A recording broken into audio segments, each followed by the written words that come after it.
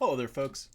Welcome to the stream. My name is Mike D'Angelo, aka that Tellest guy. I am just realizing that the intro music was way off, but that doesn't matter. We're okay. We're all good. We are. I don't know why I'm looking at this one. I was tabulating ideas in my head. We are going to start with the Jungle Flora real quick. We did a bunch of variants and everything, but most importantly, we wrapped up everything that we need to for this map. So let's real quick take a look at where we started.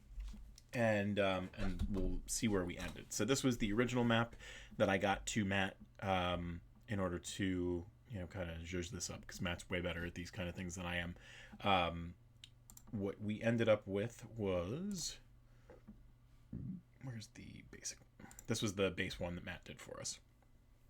Pretty cool. I actually removed some elements from it because it didn't quite work out the way that we wanted it to, because it affected some of the maps that were already made, and they've already been published, so you really can't do that without it causing other problems in the future. So we made some adjustments. For instance, we didn't have this tree over here. We had extra trees here, that kind of stuff. This fixes it, brings it back to where we needed things, and allows you to kind of freely travel from map to map without any problems. But we made some other adjustments too. Let me real quick. I need to rename this real quick before I do any. No. Before I do any exporting, and I don't want to forget it because I've already forgotten like 3 times. We did a bunch of variants as well.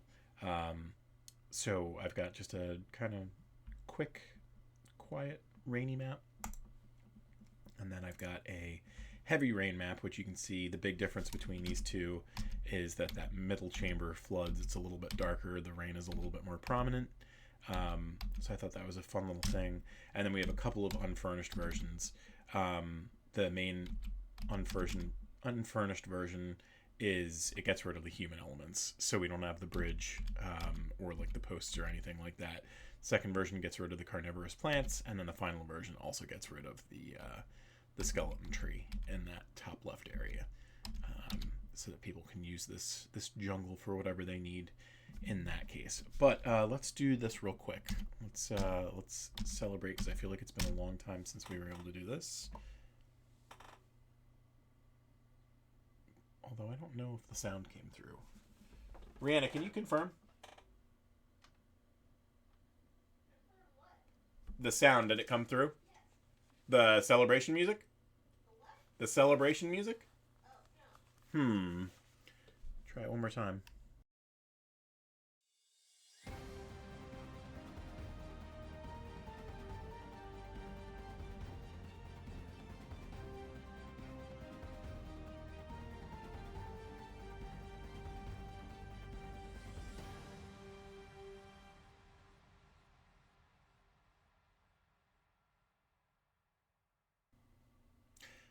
That was a weird one.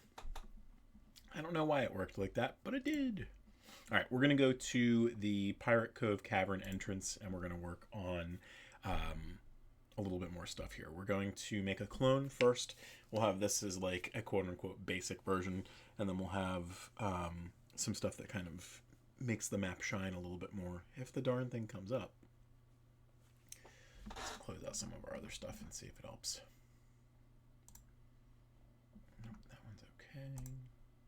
There we go. We just needed to scare it into thinking that it too was going to be closed. Or Incarnate's just angry at me for some reason today. Let's see.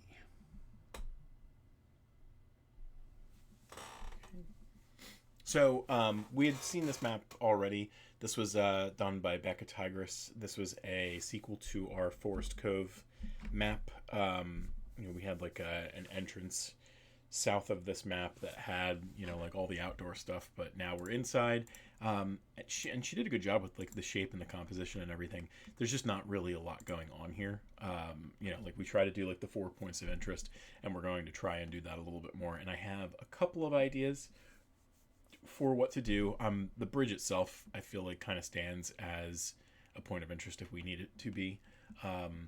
And then what I'm going to do is let's get some rope. while we're here, we're already going to enable the custom layers feature because we know that we're going to end up doing some stuff with it.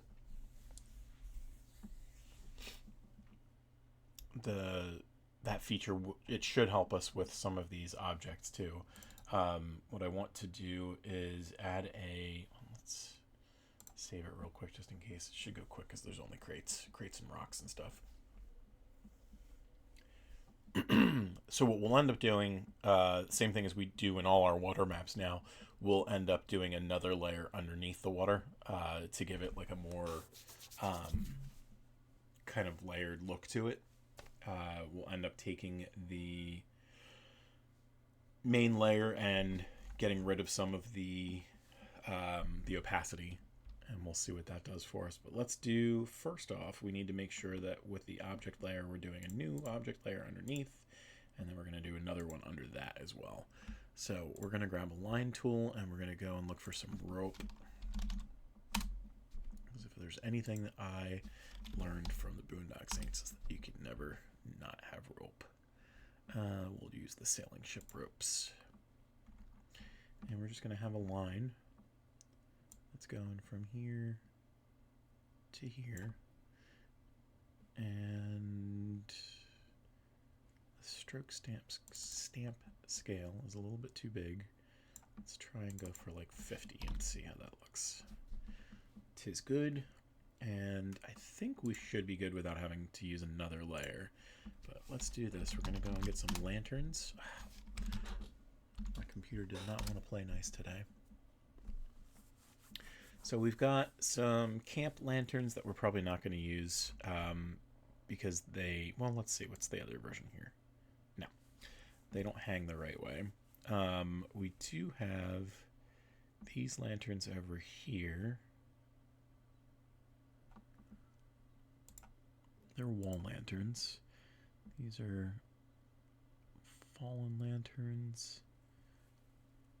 These ones are... You know, we can use these ones.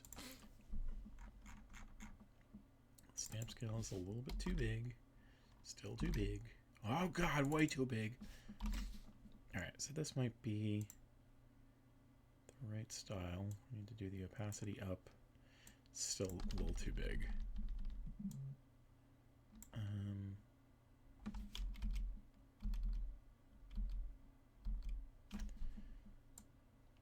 That's tricky because I don't know what that is. I don't know what that little thing is there. Whatever. We're going to bring it back under that layer. Let's bring it back to about 20. I feel like that's the right size. You know what? Let's do something a little different too. There's a reason. There's a method for my madness. We're going to hang these lanterns. Throw some light on in here as well. Oh,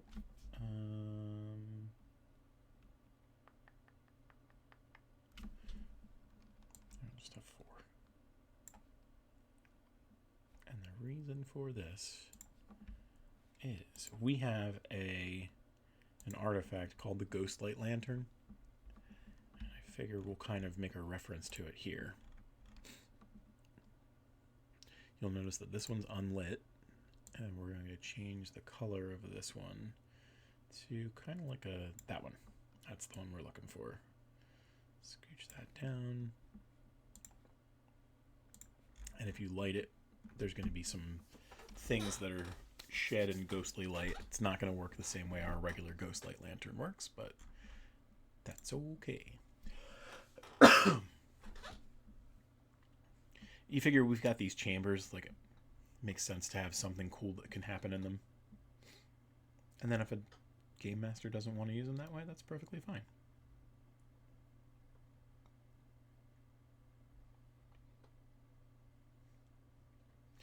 We can take them out.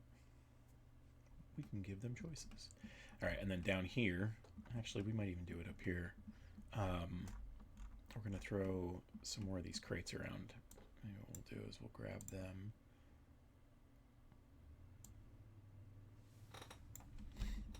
Like Get rid of the objects that we're grabbing because we don't want them. And let's scooch these up here. Actually, let's do that. Grab those rocks. And again, one by one, we got to get rid of this stuff now. Good, good. Grand.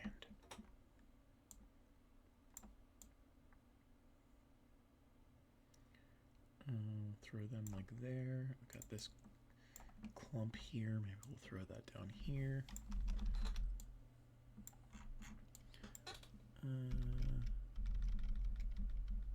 Actually kind of looks like a hole in the ground.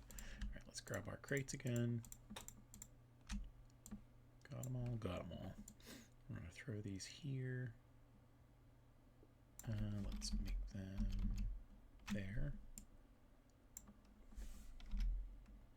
Oop, I wanted to move you as a team. All right, so we're doing that.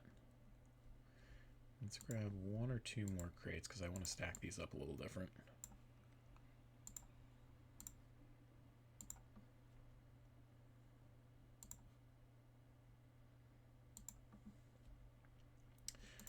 Because we're going to do an idea that we did way back in the,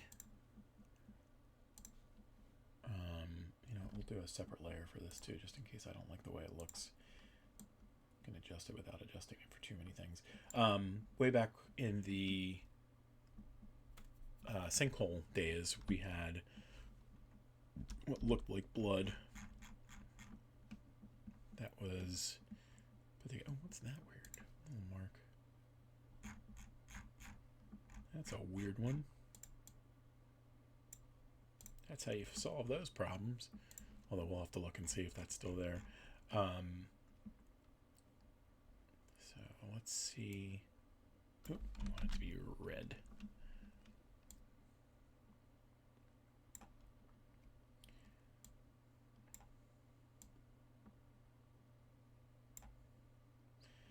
I want to try and make that look a little bit more faded and a little bit like it's...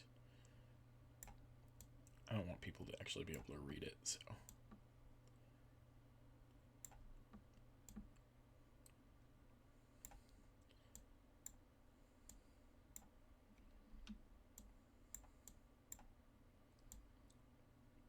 I just want them to be able to see the discoloration, and then the Game Master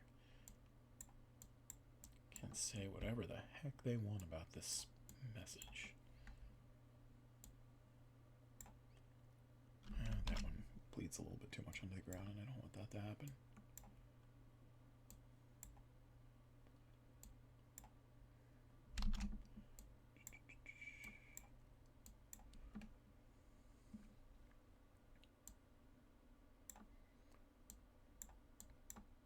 So anyway, what this is going to end up saying is, don't touch the statue. Which is a message that doesn't really mean anything for this map, which is one of the few times that that actually happens, that we, very intentionally mention something that's happening on another map. But right up here in the next map up, there is going to be a pirate ship that has a statue in its hold.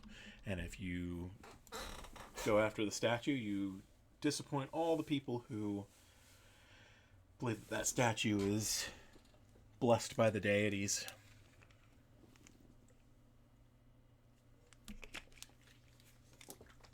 So there. That's what that is. So one of the things that we have in this map is the ground here. Looks a little too green for me. Looks a little too fresh. So what we're going to do is, yeah, you can actually see a little bit of the color here. So that might be what makes you do a change in scenery. All right, so we're going to, again, go to our background, and we're going to add another layer. So we're going to do this called deep background. And let's go into our textures one more time, and let's see. Let's do something a little bit more like this. Let's get rid of the background altogether for now. Let's change the texture scale to about a 40. And we'll do it to a 30. And let's paint that. It's going to be at full opacity, and if we need to, we should be able to change the color of the... Well, you know what? No, that's fine. Because what we can do is if we don't like some of that, we can erase that and we can adjust later. But the idea is that once you get inside the cavern, the thing should change a little bit the way that it's presented. So we'll see how it all looks when we've got it all together.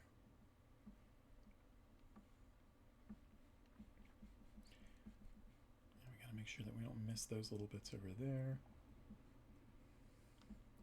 And like I said, I think that you can change the opacity of the brush layer itself now. Like I don't have to do a full removal of everything. So like if I put the background back on, everything goes away. All that work that we just did. But if I come into here in the opacity, I can change that to something like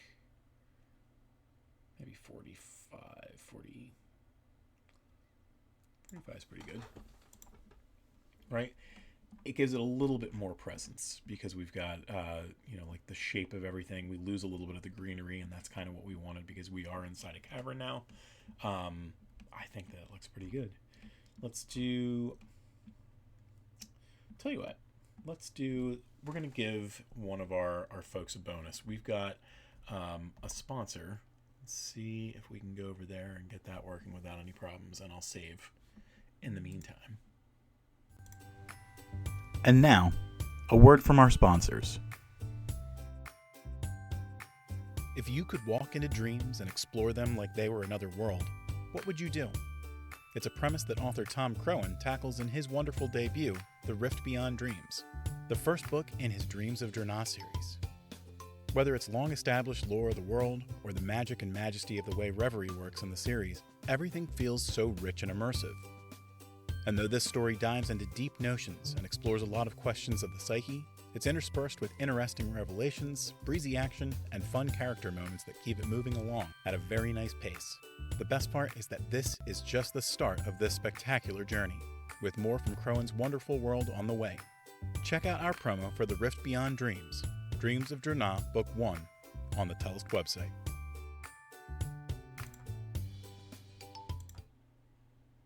Alrighty, welcome back. So I knew that we needed to do another object somewhere in like this general vicinity as well.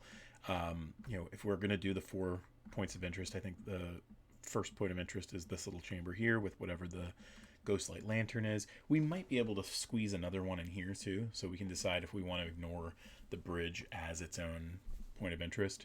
But we're also going to throw another object layer between the background and the deep background, so that we can put something in between the top of the water and then the ground underneath.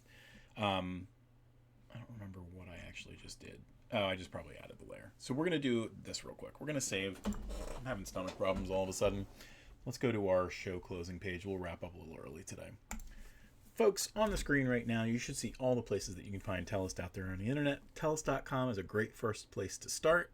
We do have a couple of premium channels that you can go to as well to get your map needs. Patreon.com/Tellest is the best place to go because we usually put up between 4 and 8 maps. It's typically even more than that, that you can get for free if you want the basic, like low res version with the watermark. If you want to get the higher versions, they're at like $5 and $10 a month, and you get all the other maps that we have. I think we're very close to 200 at this point. The Etsy store is kind of still on the slow roll getting back into shape, but we are working on that. Battlemapfantasy.com is where you can get all of our maps on like an a la carte style. We've got 2 TikTok channels that you should be able to check out. At Weird Witch Wands is where you can find all of Rihanna's handcrafted goodies that she works on, and at Tales of Tellest is where you can see our poochies. YouTube.com/@WorldOfTellest is where you can find all these videos long after they're knocked off the Twitch platform. But for the first 30 days we got them, Twitch is the best place to start, because twitch.tv/thattellestguy is where you can chat with us live, get your quest coins, and see what we're doing long before they land on the YouTube channel. But that's going to wrap us up for tonight. Sorry I'm making it a little abrupt, but we will be back next week with more maps and more good stuff. But until next time. I miss you.